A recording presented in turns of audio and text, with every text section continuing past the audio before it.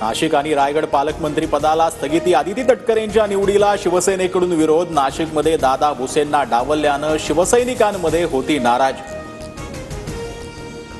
सैफ हल्ला प्रकरणात आंतरराष्ट्रीय गटाचा कोर्टाला संशय. आरोपी मोहम्मद शहादकडे बांगलादेशची कागदपत्र 6 महिन्यापूर्वीच मुंबईत दुसऱ्या नावानं वास्तव्य करत असल्याची माहिती. आरोपीला 5 दिवसांची पोलीस कोठडी. आरोपी बांगलादेशातील असतील तर केंद्रीय गृहमंत्र्यांचं अपयश. आदित्य ठाकरेंची मोदी सरकारवर टीका. तर या सापांना दूध पाजणारे मातोश्रीच्या अवतीभोवती म्हणत नितेश राणेंचे प्रत्युत्तर.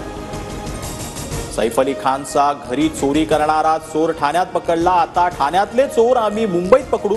संजय राऊतांचा नाव न घेता शिंदे गटाला टोला. पहाटेचा शपथविधी हे अजितदादांना पक्षातून काढण्यासाठी षडयंत्र. भाजपासोबत जाऊ नका दादांना पाया पडून सांगत होतो. सुनील तटकरे साक्षीदार. शिर्डीतल्या भाषणात धनंजय मुंडेंचा गौप्यस्फोट. जनमानसात प्रतिमा खराब असणाऱ्यांना पक्षात घेतलं जाणार नाही. कोणी दोषी आढळल्यास सरळ हकालपट्टी करणार. अजित पवारांचा नेत्यांसह कार्यकर्त्यांना इशारा. बीड हत्या प्रकरणावरून मला टार्गेट केलं जातंय. निर्गुण हत्येचं कुणीही समर्थन करू शकत नाही. देशमुखांच्या मारेकरांना फाशी व्हायला हवी. राष्ट्रवादीच्या शिबिरात धनंजय मुंडेंचं वक्तव्य. बीडची नव्हे तर आका पॅटर्नची बदनामी होते. आम्ही आका पॅटर्नची बदनामी करत राहणार. तुमच्याकडे उत्तर असतील तर द्या. सुरेश धस यांचं धनंजय मुंडेंना उत्तर. संघ आणि भाजप समन्वय बैठकीचा समारोप. छोट्या घटकांना मुख्य प्रवाहात सामावून घ्या. शासनाच्या योजना संघटनांपर्यंत लोकांपर्यंत पोहोचवा. राष्ट्रीय स्वयंसेवक संघाच्या भाजपा मंत्र्यांना सूचना.